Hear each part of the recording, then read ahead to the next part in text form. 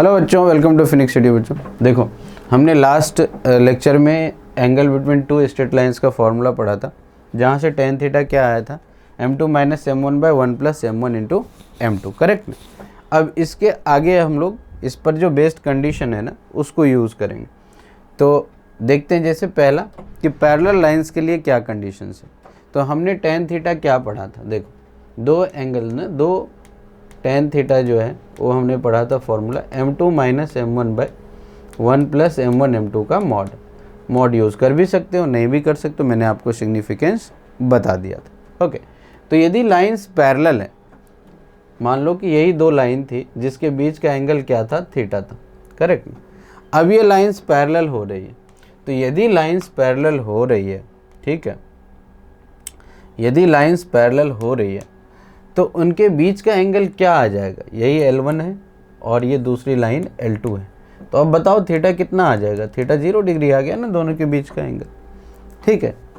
तो यदि theta 0 degree है तो tan 0 डिग्री कितना मिल जाएगा आपको, tan 0 कितना आएगा, m2 minus m1 by 1 plus कितना m1 m2, करेक्ट है। tan 0 की वैल्यू कितनी, 0 रख दिया यहाँ पे 0। सो m2 minus m1, okay, bye कितना आ रहा है 1 प्लस m1 m2, 0 से मल्टीप्लाई कर दिया, कहानी ख़त्म। सो m2 माइनस m1 इक्वल्स 0, सो m1 इक्वल्स कितना आ गया, m2, करेक्ट। इसका मतलब ये हुआ कि जब भी tan थीटा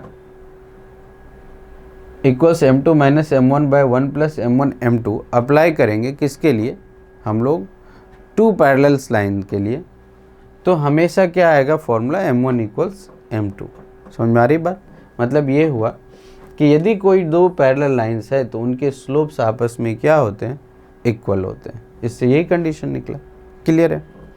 अब देखो, जो m2 minus m1 by 1 plus m2 है, आप डायरेक्ट भी कर सकते थे। कैसे कि यदि टेन थीटा 0 डिग्री एंगल आ रहा है और tan 0 0 होता है, तो यदि ये लेफ्ट वाला पार्ट 0 हो रहा है और ये इक्वल है राइट के, तो 0 कब होगा, राइट वाला इक्वेट कर रहे हैं, तो इसका न्यूमरेटर जब 0 होगा, ये वाला पार्ट जब 0 होगा तो ही 0 होगा।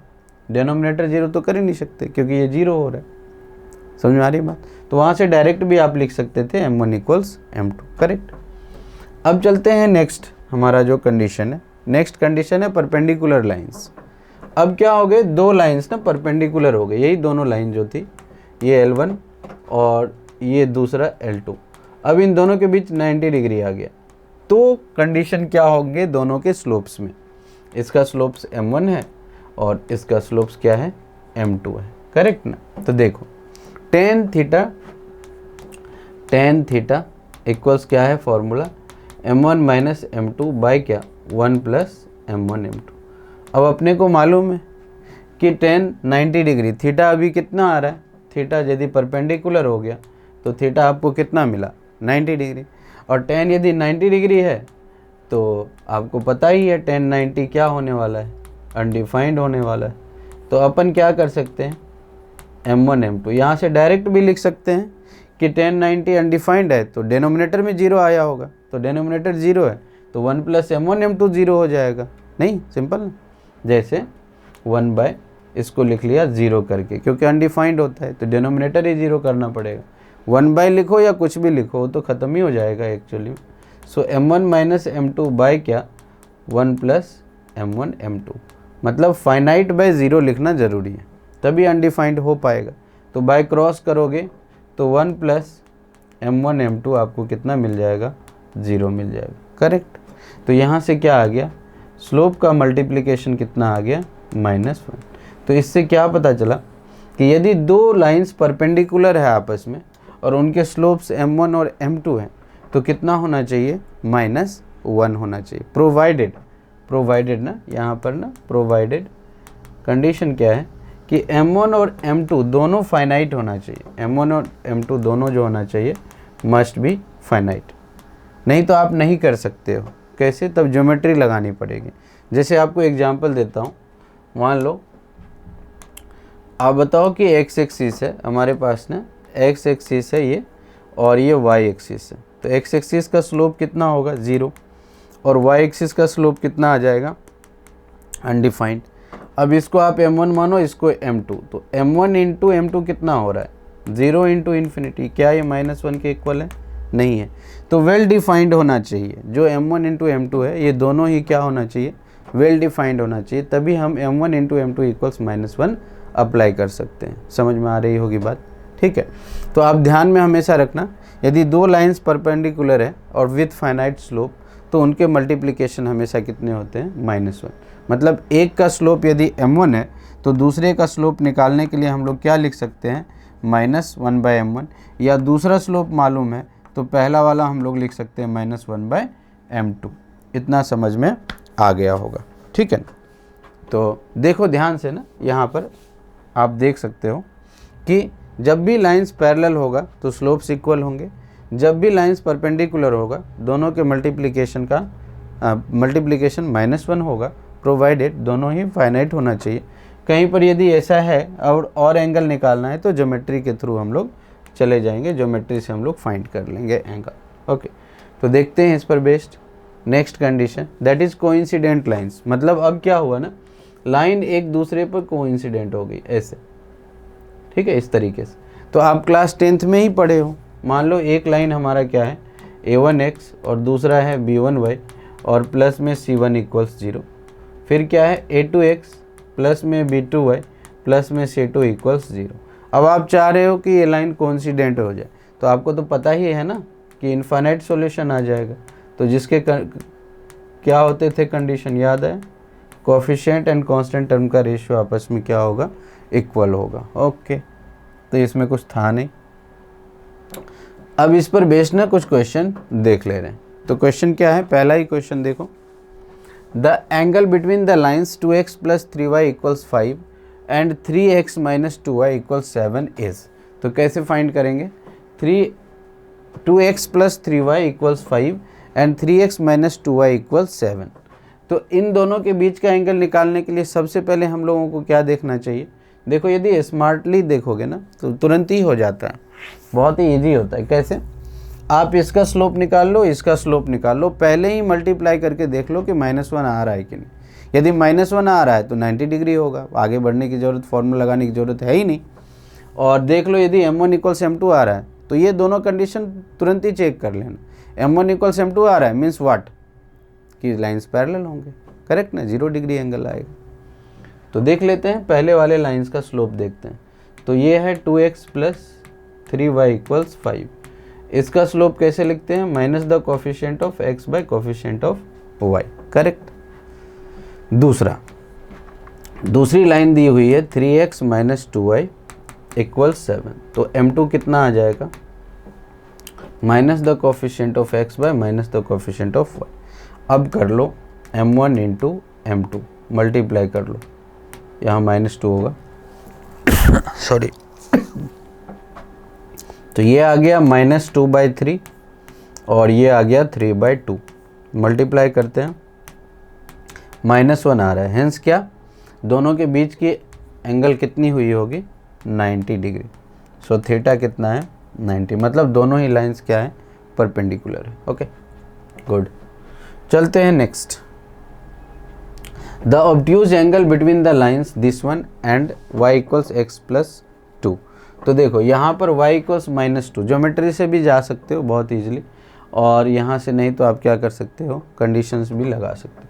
तो देखो ये जो लाइन है ना, y = x + 2, इसका स्लोप कितना है, m निकालेंगे तो 1 है ना यहाँ पे, slope 1, that is tan theta जो आया होगा, tan थीटा की वैल्यू 1 आई होगी, तो थीटा कितना आ गया, 45। मतलब ये जो लाइन है ना, ये जो लाइन है, ये लाइन कितनी डिग्री एंगल बना रही है एक्स एक्सिस से, यदि हम ड्रॉ करें तो ये हमारा एक्स एक्सिस हो गया और ये आ गया वाई एक्सिस, दिस इज 0।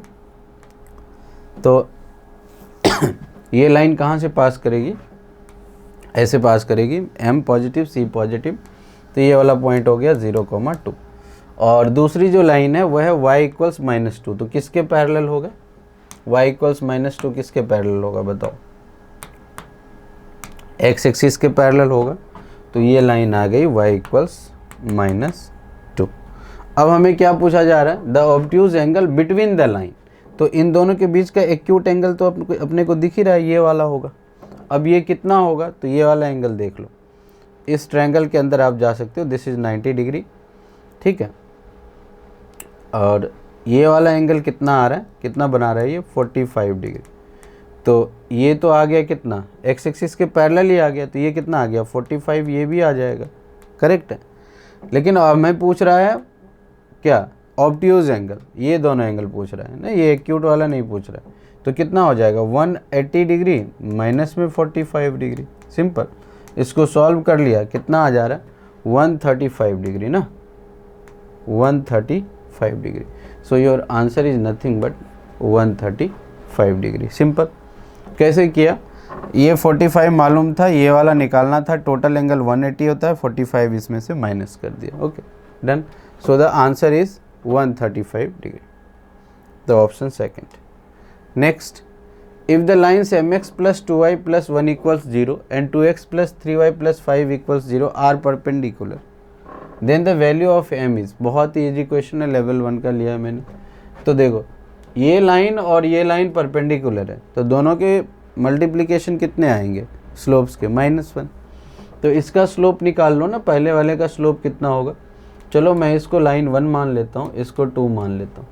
तो स्लोप ऑफ 1 कितना होगा, स्लोप ऑफ 1 कितना आ जाएगा, -a/b, सो -a/b। फिर क्या होगा, स्लोप ऑफ कितना होगा, स्लोप ऑफ 2, स्लोप ऑफ 2 कितना आ जाएगा, स्लोप ऑफ 2 देख लो -a/b, -a/b कर दिया।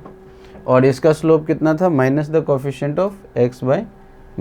अब दोनों को ना अपने को दिया हुआ है परपेंडिकुलर, तो गिवन 1 इज परपेंडिकुलर टू 2, तो हम लोग क्या कर सकते हैं, 1 इज परपेंडिकुलर टू 2, क्या कर सकते हैं, दोनों का मल्टीप्लिकेशन, स्लोप्स के मल्टीप्लिकेशन कितने होंगे, -1।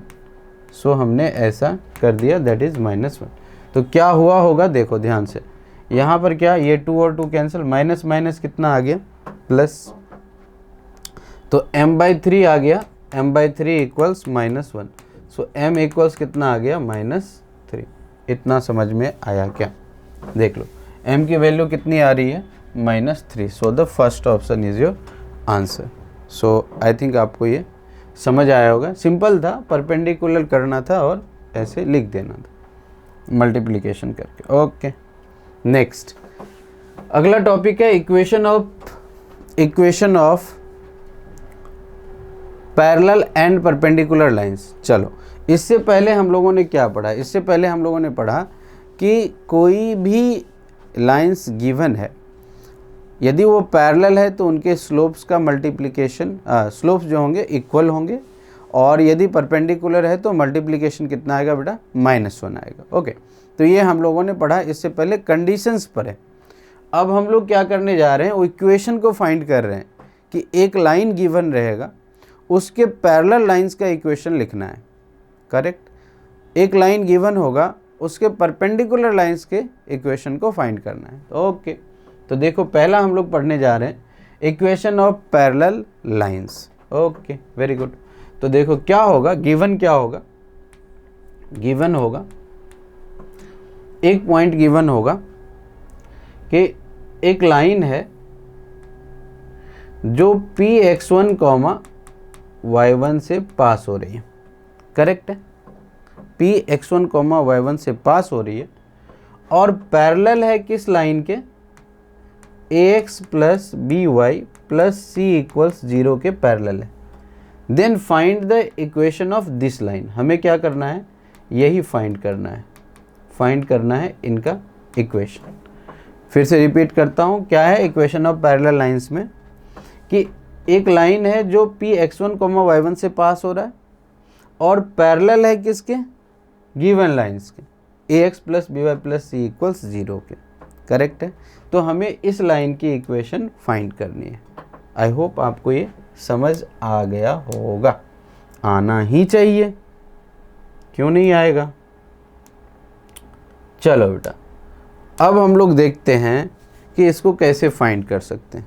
तो देखो दुनिया में कोई भी स्ट्रेट लाइन है, उसको यदि हमें ड्रॉ करना है तो उस पर एक पॉइंट चाहिए और एक लाइन चाहिए, स्लोप चाहिए।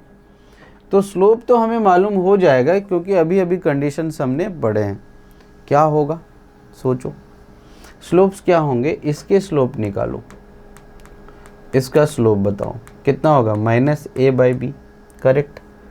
अभी अभी हम लोगों ने पढ़ा कि यदि लाइंस पैरेलल है, if the lines are parallel then the slopes are equal. तो इसका भी स्लोप्स कितना हुआ होगा, इसका भी स्लोप कितना होगा, -a/b, क्योंकि लाइन पैरेलल है। तो स्लोप मिल गया, इसका भी स्लोप मिला, और ये पास हो रहा है x1, y1 से। तो इक्वेशन ऑफ लाइन बहुत इजी है लिखना, लिख दिया। कैसे, y - y1 equals slope into, तो स्लोप आ गया -a/b इंटू क्या, x - x1। इतना समझ में आया क्या, वेरी गुड। अब इसको सॉल्व कर लेते हैं। सॉल्व करेंगे तो कैसा दिखेगा, b से मल्टीप्लाई किया, by माइनस में by1 इक्वल्स -ax प्लस में क्या, ax1, करेक्ट है। अब इसको इधर बुला लिया, सो ax प्लस by इक्वल्स क्या आ गया, ax1 प्लस by1, करेक्ट है। अब आप सबको इधर लिख लो, तो ये आ गया ax प्लस by माइनस में, या ऐसे प्लस लिख लिया, -ax1 माइनस में by1 इक्वल्स 0। अब आप ध्यान से देखो यहाँ पे क्या देख सकते हो, अब आप ध्यान से यहाँ देखो कि ये आ गया ax और ये आ गया by, और ये जो भी होगा ना वो कांस्टेंट होगा। क्यों, यदि लाइन गिवन है तो a और b कांस्टेंट है, और पॉइंट गिवन है तो x1 और y1 कांस्टेंट है। तो ये वाला जो भी होगा ना वो एक कांस्टेंट को रिप्रेजेंट करेगा, तो मैं उस कांस्टेंट को लैम्डा बोल देता। तो यही हमारा क्या है, this is the required line. समझ में आया क्या, करेक्ट। इसका मतलब ये हुआ, देखो एकदम ध्यान से देखोगे तो आपको कुछ पैटर्न समझ में आएगा कि सर इसका मतलब ये हुआ कि यदि कोई एक लाइन गिवन है, मुझे एक लाइन गिवन है, ओके, और एक दूसरा पैरेलल लाइन इसके फाइंड करना है, इसके पैरेलल एक लाइन को फाइंड करना है। तो दोनों के इक्वेशन में ना एक थोड़ा सा अंतर है, बहुत ज़्यादा मामूली सा अंतर है, बहुत ज़्यादा डिफरेंस नहीं है। आप ध्यान से देखो, ax प्लस by यहाँ तक इन दोनों में सेम है, करेक्ट। सिर्फ कहाँ अंतर है देख लो, लैम्डा कांस्टेंट टर्म सिर्फ डिफर कर रहा है। तो हम लोगों ने देखा यदि दो लाइंस आपस में पैरेलल है तो उनको सिर्फ डिफरेंस क्या कहाँ पे होगा, सिर्फ कांस्टेंट टर्म में डिफरेंस होगा।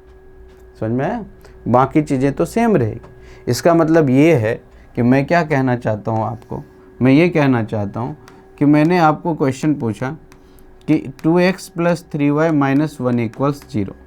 अब फाइंड करिए एक इक्वेशन इसके पैरेलल। तो क्या लिखोगे, डायरेक्ट लिखना है 2x plus 3y plus lambda equals 0। क्यों, क्योंकि यहाँ से लेकर के यहाँ तक तो क्या होगा, सेम ही होगा। दोनों लाइंस के अंदर x का कोफिशिएंट और y का कोफिशिएंट तक तो सब कुछ सेम ही होगा। सिर्फ डिफरेंस कहाँ आएगा, डिफरेंस आएगा सिर्फ और सिर्फ क्या, लैम्डा के अंदर, मतलब कांस्टेंट टर्म के अंदर। तो अब क्वेश्चन उठता है कि सर यहाँ लैम्डा कैसे फाइंड करूँगा।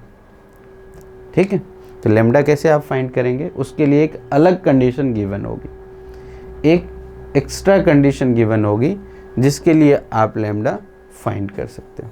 ठीक है, तो इन शॉर्ट हम लोग क्या समझ सकते हैं यहाँ से कि equation of a parallel lines कैसे लिखते हैं। एक लाइन गिवन है, इसके पैरेलल लिखने के लिए डायरेक्ट यहाँ तक सेम रखेंगे लाइन को, प्लस लैम्डा करके 0 कर दिया। अब उसके लिए एक एक्स्ट्रा कंडीशन गिवन होगा लैम्डा फाइंड करने के लिए, उसको यूज़ करके लैम्डा निकाल के वापस से पुट कर दिया। तो आई थिंक आपको ये टॉपिक क्लियर हो गया होगा। ओके, सो नेक्स्ट अब हम लोग देखेंगे equations, equation of perpendicular lines. अब क्या होगा, सिंपल, तभी हम क्या फाइंड कर रहे थे, एक गिवन लाइन के पैरेलल लाइंस को फाइंड कर रहे थे। अब क्या होगा, एक गिवन लाइन के परपेंडिकुलर लाइंस को फाइंड करेंगे। तो देख लो, एक लाइंस गिवन है ax प्लस में क्या by और प्लस में c इक्वल्स 0। हमें क्या फाइंड करना है, हमें फाइंड करना है इसके परपेंडिकुलर लाइंस को जो x1, y1 से पास हो रहा होगा। मतलब क्या है, अब देख लो, एक ऐसा लाइन जो इसके परपेंडिकुलर हो और ऐसे परपेंडिकुलर हो और पास कर रहा हो P पॉइंट x1, y1 से। समझ में आया? इसके साथ 90 डिग्री पे हो और पास कर रहा हो कहाँ से, x1, y1 से। करेक्ट। तो अब देखो आप क्या कर सकते हो, सोचो। अब यदि लाइंस परपेंडिकुलर है, इस लाइन का इक्वेशन लिखना है तो पॉइंट तो इसमें मिल ही गया, हमें सिर्फ इसका स्लोप चाहिए। तो अभी अभी हम लोगों ने कंडीशन पढ़ा ना कि यदि दो लाइंस आपस में परपेंडिकुलर है तो उनके स्लोप का मल्टीप्लिकेशन बेटा कितना होगा, -1। Correct, very good. तो इसका स्लोप बता दो, इस लाइन का, गिवन लाइन का, ये गिवन रहेगा, पॉइंट वे गिवन होगा, ठीक है। तो गिवन लाइन का स्लोप बताइए। इसका स्लोप कितना आया, माइनस में a/b। करेक्ट। हमें क्या चाहिए, इसका स्लोप, इस लाइन का, रिक्वायर्ड लाइन का स्लोप। तो क्या होगा बताओ, यदि मैं इसको m1 कह देता हूँ और इसको m2 मान लेता हूँ, तो हम लोग जानते हैं ना कि m1 इंटू m2 दोनों फाइनाइट है, तो कितना होगा, -1 होगा। करेक्ट है ना। m1 कितना है, m1 दैट इज -a/b, और m2 तो हमें फाइंड करना ही करना है ना, m2 फाइंड करना है। तो m2 कितना हो गया, माइनस माइनस ख़त्म, m2 आ गया b/a। इतना सही है, इतना आपको समझ में आया, यस। माइनस माइनस ख़त्म, m2 आ गया 1/a/b that is b/a। Correct, okay. तो अब डायरेक्ट इक्वेशन लिख देते हैं। So the equation of required line, okay, क्या होगा बताओ। Equation of required line means nothing but y minus y1 equals b/a x minus x1। Solve कर दिया इसको, अच्छे से सॉल्व किया तो क्या मिला, a से मल्टीप्लाई कर दिया, ay minus ay1 equals bx minus bx1। Correct. अब सबको एक तरफ ले आया, सो bx माइनस में ay, bx माइनस में ay कितना होगा, इक्वल कितना होगा, ay1 माइनस में क्या, bx1। सबको इधर ले आए, सो bx माइनस ay माइनस करके या प्लस लिख लो, bx1 माइनस ay1 इक्वल्स में 0। अब आप ध्यान से देखो ना अच्छे से, तो आपको समझ में आएगा कि सर ये जो है, अब आप ध्यान से देखो, यहाँ से यहाँ तक अलग है, ये वाला पार्ट तो कांस्टेंट ही है, तो ये कितना दिखेगा, bx माइनस ay और प्लस में लेमडा इक्वल्स 0। इतना समझ में आया क्या। तो अब आप देखो ध्यान से ना, जो लाइन गिवन थी ना और जो रिक्वायर्ड लाइन थी, दोनों को ध्यान से देखो तो आपको समझ में आएगा कि इस बार ना अलग हो गया। पहले तो क्या होता था, पहले यदि लाइंस पैरेलल है तो a से लेकर के x से लेकर के y तक इक्वल ही होता था। अभी क्या हुआ देखो, अभी ऐसा हो गया कि इसका जो कोफिशिएंट था वो इसमें शिफ्ट हो गया और b शिफ्ट हो गया x के कोफिशिएंट में, और बीच में प्लस की जगह माइनस आ गया। इतना समझ में आया। तो ये तरीका आपको याद रखना है कि जब भी कोई लाइन गिवन है उसके परपेंडिकुलर लाइन लिखना है तो जस्ट हम लोग क्या करेंगे, x के कोफिशिएंट को y में लिख देंगे, y के कोफिशिएंट को x में लिख देंगे, प्लस में एक लेमडा करेंगे, a और b किसी एक में माइनस लगा देंगे, लेमडा उसको माइनस कर लेगा। ओके, तो अब आप समझ गए होंगे शॉर्टकट ट्रिक जो है। ठीक है, तो आपको ध्यान रखना है, जैसे मैं आपको एक सिंपल सा क्वेश्चन पूछूं कि मान लो बेटा यहाँ पे क्या है, एक लाइन है x minus Y plus 1 equals 0, इसके परपेंडिकुलर लाइन आपको लिखनी है। तो क्या करोगे, माइनस x और यहाँ पर प्लस है तो ऐसे चेंज कर दिया, x का कोफिशिएंट 1 है, minus Y plus lambda equals कितना, 0। सिंपल। तो यही आपको करना है। लेमडा क्या आ जाएगा, उसके लिए एक अलग कांस्टेंट गिवन होगा। तो मैं ये बताना चाह रहा था कि यदि लाइंस पैरेलल है तो आप डायरेक्ट a और b तक सेम रखो, यदि परपेंडिकुलर है तो कोफिशिएंट को इंटरचेंज करके किसी एक में माइनस कर दो प्लस में लेमडा इक्वल्स 0, और लेमडा वगैरह फाइंड करने के लिए आपको अलग से एक कंडीशन गिवन होगी। ओके ठीक है, तो देखते हैं इस पर बेस्ड कोई क्वेश्चन। क्वेश्चन लिया है मैंने आपका लेवल 1 का ही क्वेश्चन है। क्या बोला जा रहा है, the equation of the line passing through the point C comma D and parallel to the line A X plus B Y plus C equals 0। देखो बहुत ही इजी क्वेश्चन आ गया, देख लो। अब ध्यान से देखोगे तो आपको समझ में आ जाएगा बेटा।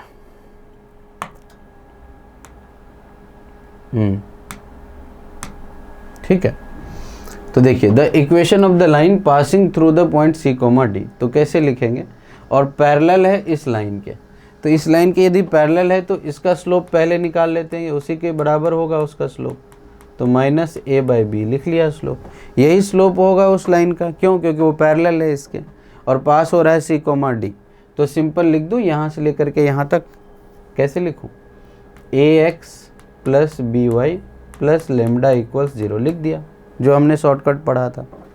अब ये लाइन कहाँ से पास हो रही, लेमडा निकालने के लिए ऑलरेडी दिया है ना कंडीशन कि सी कोमा डी से पास हो रही, तो क्या रखेंगे, ए एक्स की जगह सी और बी वाई की जगह डी, और प्लस में कितना आएगा, लेमडा इक्वल्स 0। तो लेमडा की वैल्यू कितनी आ गई बेटा, ए सी प्लस में बी डी और विथ क्या, एक माइनस साइन, करेक्ट। तो सो रिक्वायर्ड इक्वेशन कितना होगा, A X plus B Y और माइनस में क्या हो जाएगा, A C plus B D equals 0। देखो कौन सा ऑप्शन मैच हो रहा है। तो अब ए को बाहर करेंगे, ए इस फॉर्मेट में लिखा हुआ है, ए और बी के फॉर्मेट में लिखा है, तो अपन कर सकते हैं ऐसा।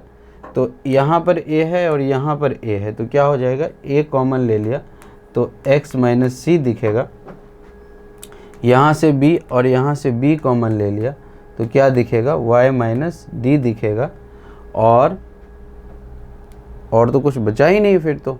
ओके, सो ये आपका आंसर डन। देख लो, a into X minus C plus b into Y minus D, so third option is your answer. बहुत ईजी था। दूसरा तरीका क्या था, दूसरा वही आप जैसे इसका डेरिवेशन किया था इसका, वैसा आप करके लास्ट तक जा सकते थे। ओके, तो ये हो गया आपका, very good. Now come to the next question. Next question क्या कह रहा है, the equation of a line passing through the point A comma B and perpendicular to the line A X plus B Y plus C equals 0। Again देखा, तो A X plus B Y plus C equals 0, इसके perpendicular अपने को line लिखना है। तो क्या करेंगे, इसके कोफिशिएंट को चेंज कर दिया, B X minus A Y plus lambda equals 0। अब ये लाइन कहाँ से पास हो रही है, ए कॉमा बी से, तो लेमडा निकालने के लिए b इंटू ए माइनस ए इंटू बी प्लस में लेमडा इक्वल्स 0। तो देखो लेमडा ना बहुत इजी आ गया ना, 0 आ गया, A B minus A B, lambda 0 आया, वापस से इसके अंदर रख दिया, सो क्या मिला, B X minus A Y plus में 0 इक्वल्स 0। लिखना नहीं चाहिए बट लिख दिया 0, B X minus A Y equals 0। देखो कौन सा ऑप्शन है, B X minus A Y equals 0, again the third option. तो आई होप आपको ये पूरा ही टॉपिक कंप्लीट हुआ होगा और यहाँ तक आप बहुत ही ईजिली समझ गए होंगे। ओके, तो देखो बच्चों, हम लोग इसके नेक्स्ट में देखेंगे, नेक्स्ट क्लास में कि क्या टॉपिक आ रहा है, ठीक ना। तो इस लेक्चर को यहीं तक रखते हैं, मिलते हैं नेक्स्ट लेक्चर में। Okay, thank you.